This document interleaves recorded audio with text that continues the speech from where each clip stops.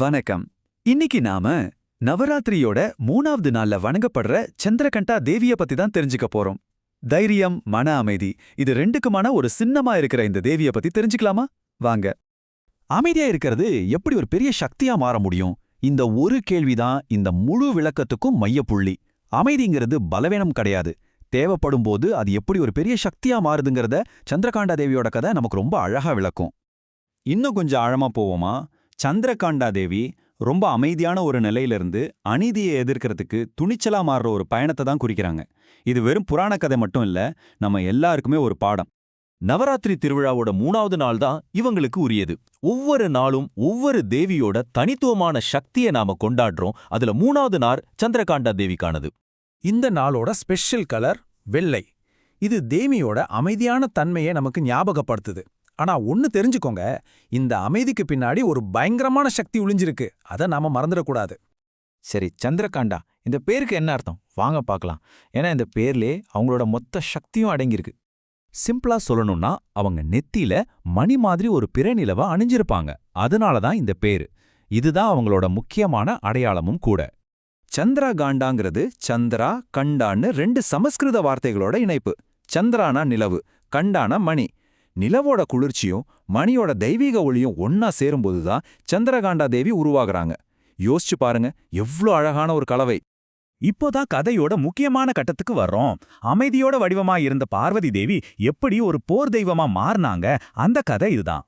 முதல்ல எல்லாம் ரொம்ப அமைதியா தான் இருந்துச்சு. பார்வதி தேவி சிவனை கல்யாணம் பண்ணிட்டு சந்தோஷமா இருந்தாங்க. ஆனா அப்பதான் அசுரர்கள் வந்து பிரபஞ்சத்தோட அமைதியே குலைக்க ஆரம்பிச்சாங்க. அப்பதான் தேவைப்பட்டப்போ பார்வதி தன்னோட அமைதியான உருவத்தை மாத்தி 10 கைகளோட சந்திரகாண்டாவா அவதாரம் எடுத்தாங்க. எதுக்கு? இந்த பிரபஞ்சத்தை காப்பாத்த. அவங்களோட தோற்றமும் ரொம்பவே பவர்ஃபுல். அவங்க வாகனம் புலி இல்லனா சிங்கம், அது வீரத்தோட அடையாளம். 10 கைகள்ல பக்தர்களை காக்க ஆயுதங்களும் இருக்கும், அவங்களுக்கு அருள் கொடுக்க ஆசீர்வாதங்களும் இருக்கும். அவங்களோட தங்க நிறம் அவங்க போருக்கு ரெடியா இருந்தாலும் மனசுல எவ்ளோ அமைதியா இருக்காங்கன்னு காட்டுது. சரி, இவ்ளோ சக்தி வாய்ந்த இந்த தேவி கிட்ட இருந்து அவங்கள வணங்குறவங்களுக்கு என்ன கிடைக்கும்? அத பத்தி இப்ப பார்க்கலாம். முக்கியமா பயம், நெகட்டிவ் எண்ணங்கள், இதிலிருந்து ஒரு பாதுகாப்பு கிடைக்கும். அப்புறம் மன அமைதி, தன்னம்பிக்கை, தைரியம், வாழ்க்கையில ஒரு பேலன்ஸ், இது எல்லாத்தையும் அவங்க அருளால பெறலாம்னு ஒரு நம்பிக்கை இருக்கு.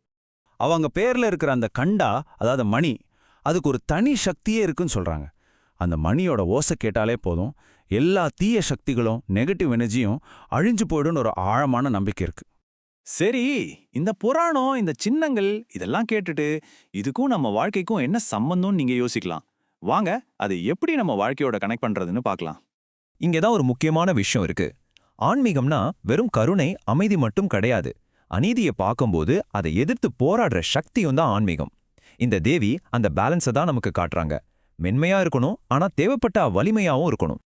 அதனால இந்த நாள்ல இருந்து நாம எடுத்துக்க வேண்டிய பாடம் இதுதான்.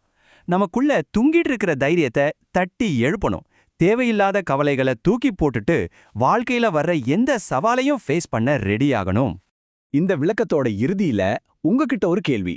உங்க வாழ்க்கையில நீங்க ஜெயிக்க வேண்டிய சவால் எது? அந்த சவாலை ஜெயிக்க உங்களுக்குள்ள ஒளிஞ்சிட்டு இருக்கிற அந்த போராளியை நீங்க எங்க கண்டுபிடிக்க போறீங்க? சந்திரகாண்டாவோட தைரியமும் அமைதியும் உங்களுக்கு எப்போ தேவைப்படுது?